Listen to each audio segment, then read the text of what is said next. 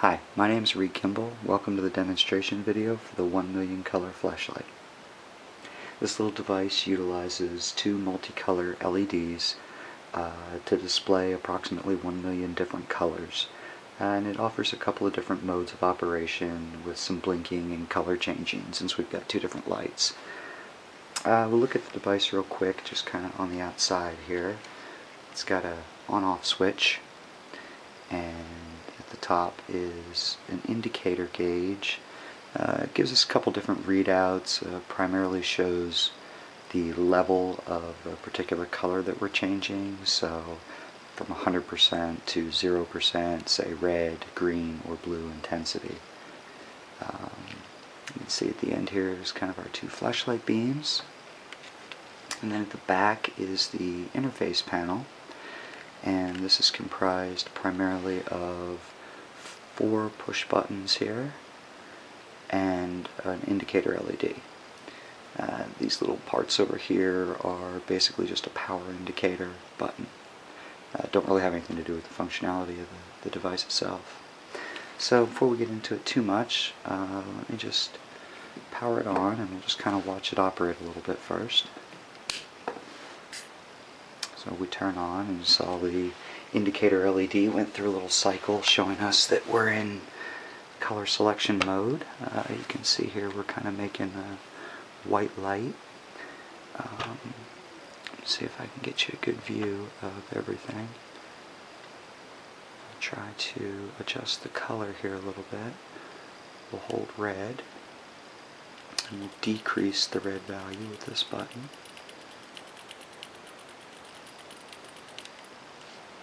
You can see now that the red has gone down. The light's getting a little less red. And the way this basically works is you hold the color you want to change. Red, green, blue. And then the remaining two buttons are either up or down. To the left is down, to the right is up. So we can hold green, and we can decrease green. You can see the servos ticking away here as we go down.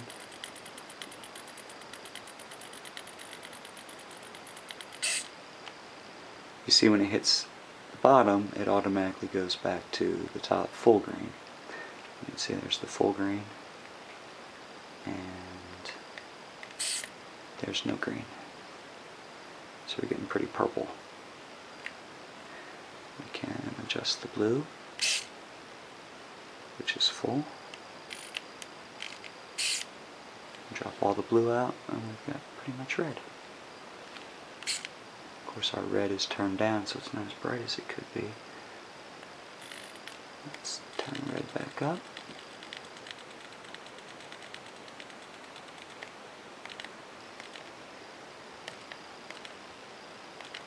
There we go. Nice red beam.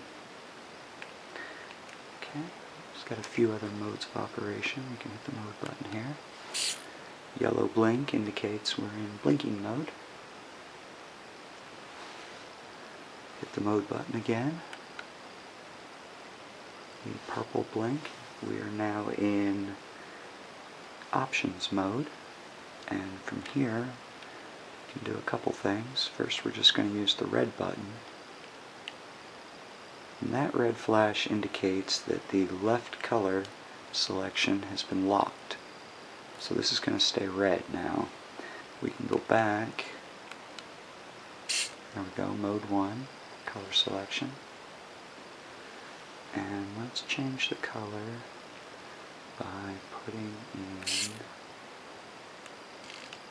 all of our blue.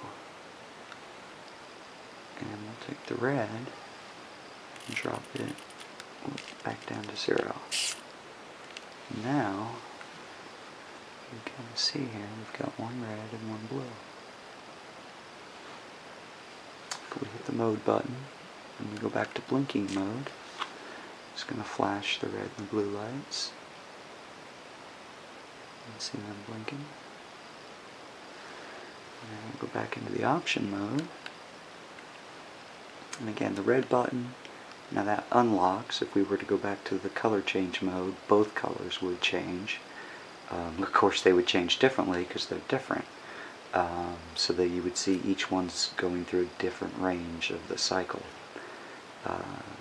So again, locked, unlocked, locked, unlocked. The blue button changes the settings for the blink. The default setting was strobe. We hit the button once and we get the green indicator. Tells us that the blink setting is now on alternate. So we'll use the mode to go back to blank. There's blank. And you can kind of see that the colors are alternating now. If we go back into mode one more time. Oh, passed it. Blink mode. And from here in options we can set the third value for the blink is to both alternate and strobe. So we'll set the mode back to blink, and now we get an alternating blinking pattern. The speed of these blinks can be adjusted with the red and the blue, and it's indicating on the gauge here also that this is essentially from 1 millisecond to 1 full second, or 1,000 milliseconds. So we can slow down this blink to about 1 second.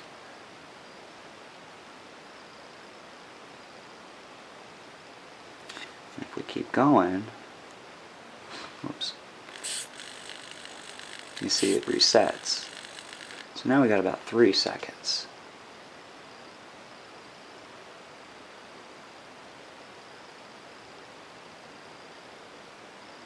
And you see it's still alternating each time because it's set on both alternate and strobe. Now, the changes here, if you just hold the one button, it's incrementing by 1. So you see the gauge is moving pretty slow. It's 1 millisecond per tick. Well, it's actually probably not quite ticking for every millisecond that it's actually changing. Speed things up, you hold green, and that multiplies it by a factor of 10. So this is taking us all the way back down to the 1 millisecond delay. Of course, 1 millisecond isn't actually attainable based on the programming, so this is about 120 milliseconds.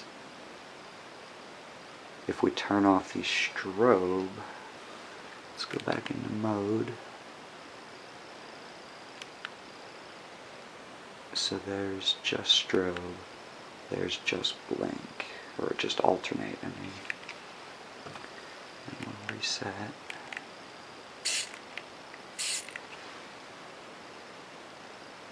And that gives us about 20 millisecond changes. Again, we can use the buttons to slow that down a little.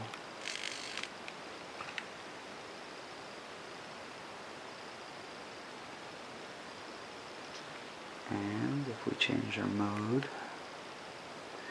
and back in the settings, the last thing we can do is use green to reset our colors and get them back the same.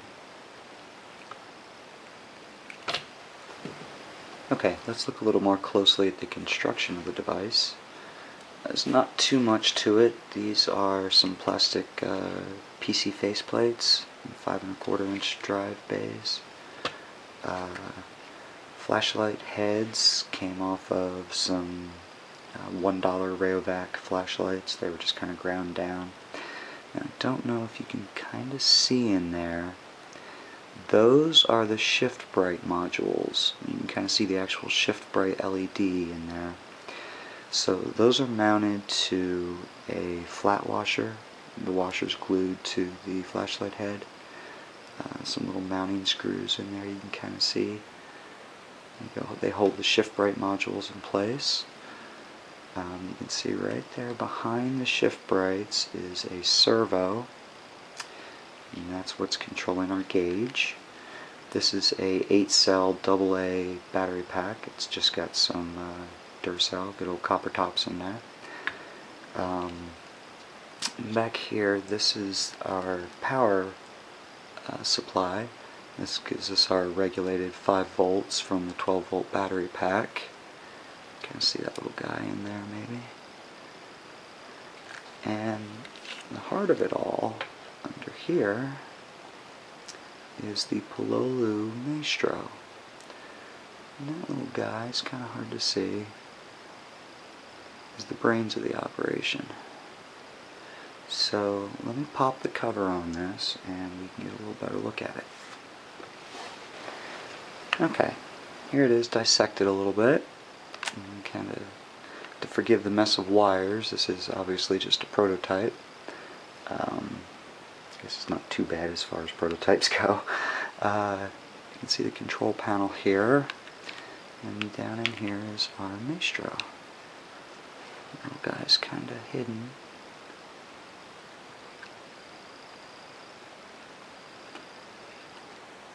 So that little board is about $30 and gives us our dozen I/O ports. That's kind of what all these guys are here. The shift brights are consuming a few, and then the various inputs and outputs to the control board are through here. The servo is plugged in there. It's really a fantastic little board. This is a trivial, silly device compared to what you could really do with this. You can go to the Pololu website and see all kinds of different little robots and things. Especially their little hexapod walker is quite fantastic. But this particular device is really demonstrating some, I guess, fairly complex code meant to kind of explore the limits of what that Maestro can do and just what it's capable of. So what you saw here, 3 different modes, you know, the ability to change colors, to have the different forms of blinking, and then control those different modes. The interface buttons are tactile, so the device does know whether they are pressed and released or just being held. It's aware of a combination of buttons, at least one button being held first is like a primary button, and then can tell which button is pressed in addition to the one that's held. So quite a little bit going on in there for just some simple script. It's been a lot of fun to put together, and I was asked to share it with you, so there it is. I hope you enjoy. Thank you.